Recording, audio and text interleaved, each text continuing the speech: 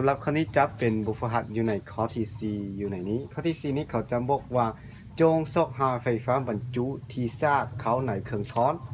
เมื่อเครื่องท้อนนั้นถูกต่อใส่กับผลลบระดับไฟฟ้า1กิโลโวลต์ให้หูเครื่องท้อนมีค่าเท่ากับ3คูณ10กำลังลบ12ฝ่าอยู่ในนี้อยู่ในข้อนี้ก็ง่ายๆเขาให้เราซอกหาไฟฟ้าบรรจุตัวนี้เท่ากับเท่าใด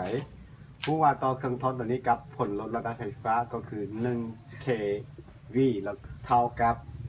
1,000 โวลต์อยู่ในนี้และความท้อนมีค่าเท่ากับก็คือ C ตัวนี้มีค่าเท่ากับ300คูณ10กำลังลบ12ฝ่าอยู่ในนี้สูตรง่ายๆก็คือเคียวตัวนี้เท่ากับ